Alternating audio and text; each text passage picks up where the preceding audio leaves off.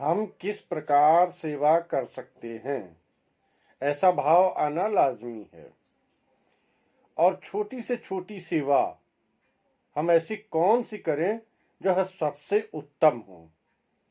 तो मित्रों, इस तरह का भाव आना आपके अंदर लाजमी है। जब आप 10 दिन परिक्रमा कर लेंगे तो आपके भाव में, आपके मन के भाव में यदि इस तरह का परिवर्तन आ रहा है, यदि इस तरह का विचार आ रहा है, तो आप यह मान के चलिए कि आपके अंदर परिवर्तन हो रहा है। यह परिवर्तन पहचानने का पहला सिद्धांत है। जब आपके मन के अंदर ऐसी प्रेरणा आने लगे कि हम भी कुछ सेवा करें, आश्रमों में हम कुछ तो करें, हम धन से ना करके या तो धन से भी करें और तन से भी करें, तो यह भाव आ जाता है। इस तरह के 2-3 कमेंट आए हैं हमारी पिछली वीडियो में। मैं उसका जवाब इस वीडियो में देना चाहता हूं, ध्यान से सुने। जब आप मैया के किनारे किनारे पैदल पैदल चलते हैं और मैया का ही जल का सेवन करते हैं, मैया का ही जल प्राप्त करते हैं, तो आपके अंदर एक मूलभूत बदलाव आना शुरू हो जाता है। इसको आप समझ नहीं पाएंगे, लेकिन उस बदलाव का एहसास आपको होगा कि आपके अंदर इस तरह की भावनाएं आ रही हैं, क्योंकि आपको दिखेगा कि 10 दिन हो गया हम पैदल चल रहे हैं, हमको भोजन प्रसादी मिल जा रही है, हम फिर उठ रहे हैं सुबह, नहा धो करके अपना पूजन पाठ कर रहे हैं, बाल भोग मिल जा रहा है। और इस तरह की कई चीजें आपको रास्ते में चलते चलते कोई मिल गया, बाबा नर्मदे हर, चाय पी के चले जाइए, बाबा नर्मदे हर, छाछ पी लीजिए, बाबा नर्मदे हर, थोड़ा बाल भोग ले लीजिए। इस तरह की कई चीजें जब आप 10 दिन तक आपको प्राप्त होती हैं, तो आपके मन के अंदर का भाव बदल जाता है। माँ का जल आप प्राप्त करते रहते हैं, तो वह शारीरिक और मानसिक या पूरी तरह से वैज्ञानिक है। इसको आप अंधविश्वास समझ के न माने, मैं अभी इसी वीडियो में आपको साबित करता हूँ। और माई की परिक्रमा जो है वह पूरी तरह से वैज्ञानिक है, इसमें अविज्ञान कुछ नहीं है। यह हमारे ऋषि मुनियों ने ज्यादा समझाना न पड़े, ज्यादा कुछ बताना न पड़े, उसके लिए, और हमारा अगाध विश्वास भी रहे, इसको सनातन धर्म से जोड़ा गया है।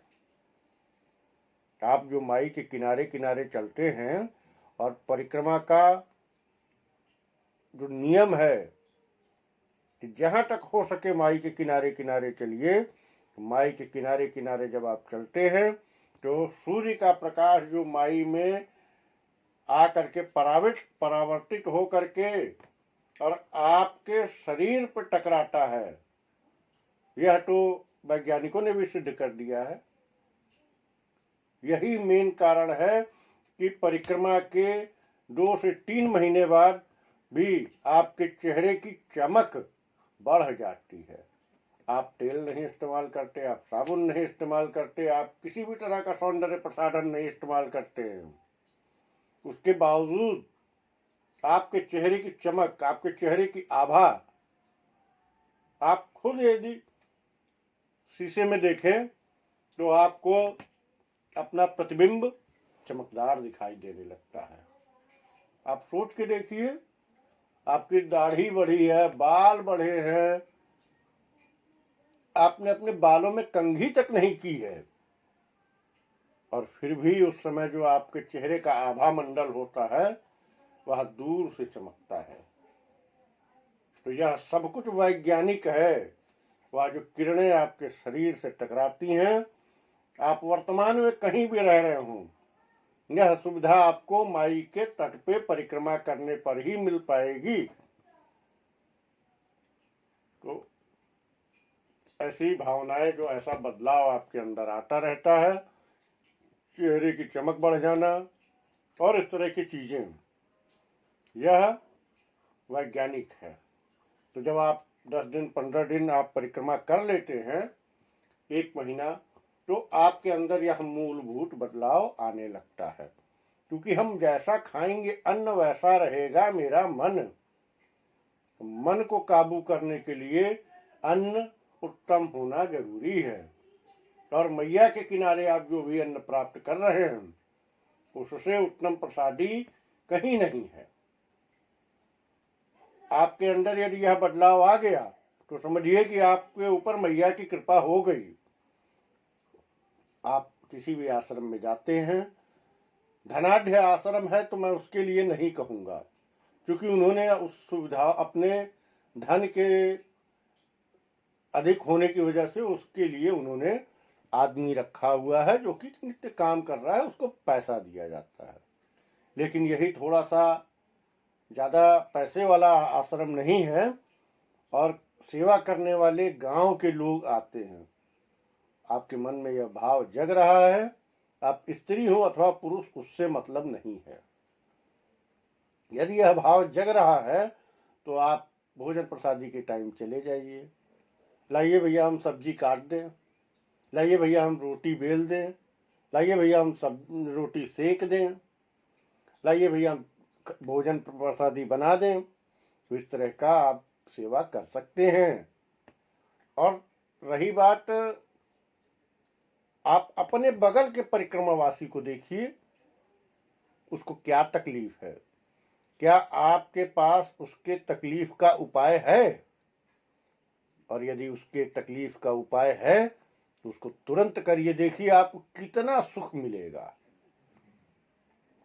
आप उस परिक्रमावासी को, यदि आप देखिए छोटी सी बात है, यदि कोई भी किसी भी प्रकार का आयुर्वेदिक तेल वगैरह आप इस्तेमाल कर रहे हैं परिक्रमा में और उसके पैर में दर्द है और आपने कह दिया मैया या बाबा लाओ मैं पैरों में तेल लगा दूं, आपका कुछ नहीं जाएगा।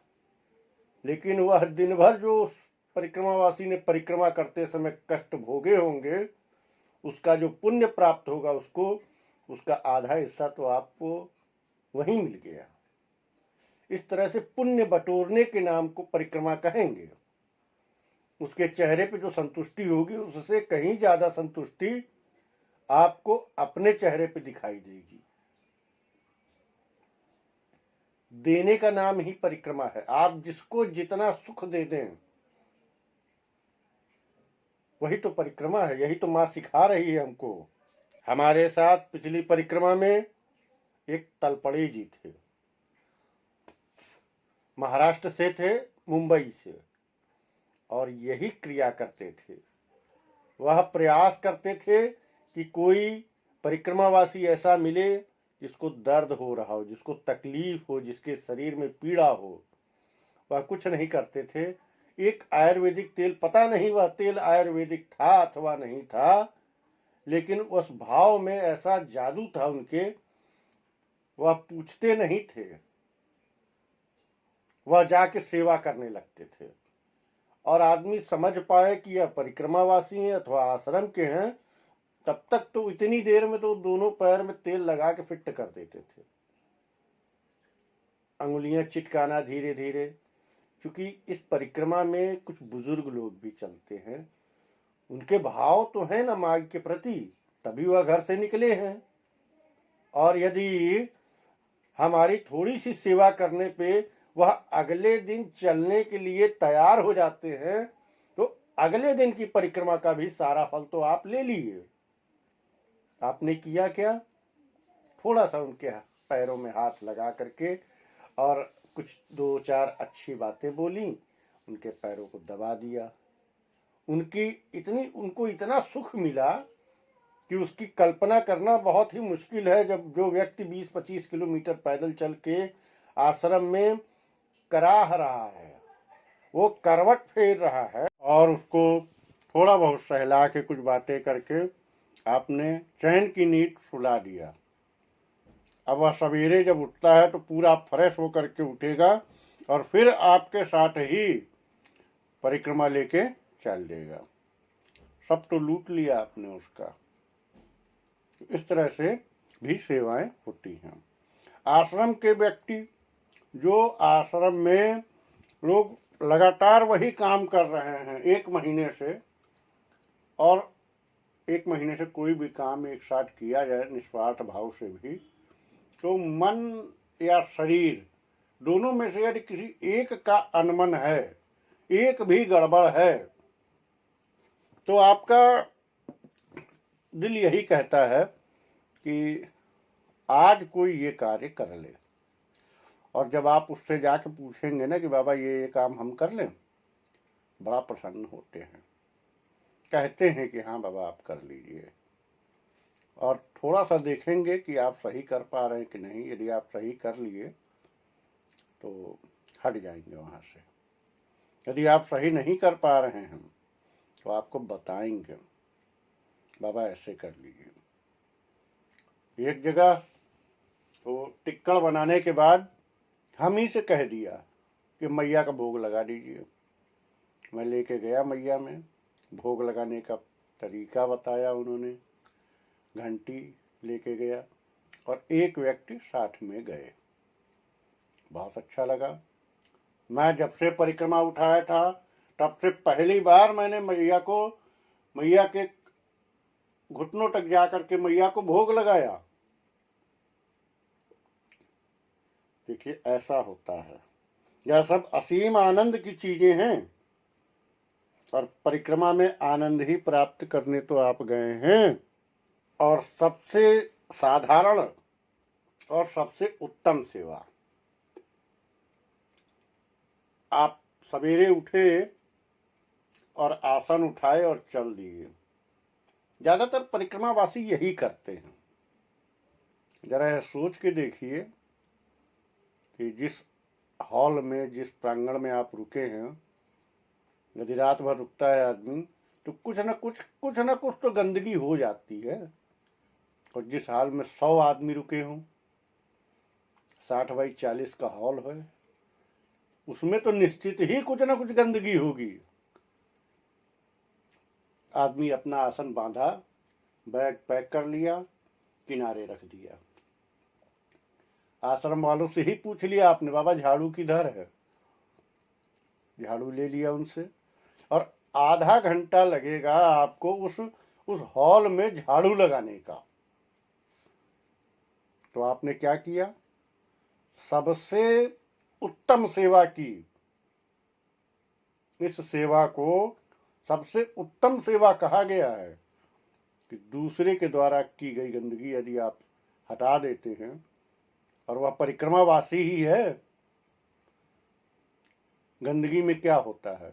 कहीं कोई टॉफी का छिलका, कहीं कुछ परिक्रमावासी बीड़ी पीते हैं तो उसकी राख, उसके टोटे, ये सब साफ करने में कुछ आता नहीं। आपके मन का जो ईगो है ना, अहम, वह समाप्त हो जाता है। और ऐसा करते आप जब उत्तर तक पे जाएंगे ना, धीरे धीरे लोगों का ईगो खत्म होता है। जब आप उत्तर तक पे जाएंगे तो आपको कई लोग मिलेंगे तो सारे परिक्रमावासी का जाने का इंतजार करते हैं और झाड़ू ढूंढ के आश्रम में झाड़ू लगाते हैं। बहुत बड़ा पुण्य मिलता है इसका, आश्रम में झाड़ू लगाने का। आश्रम का आंगन बड़ा है, आप देख रहे हैं, वृक्ष है, पीपल का पेड़ है। आश्रम वासियों को परिक्रमा वासियों की सेवा करने से समय नहीं मिल पा रहा तो झाड़ू कौन लगाए? कोई नहीं, कुछ नहीं करिए, आप मांग लीजिए आश्रम वासियों से, भैया हमको झाड़ू दे दो जरा, और उस प्रांगण को साफ कर दीजिए।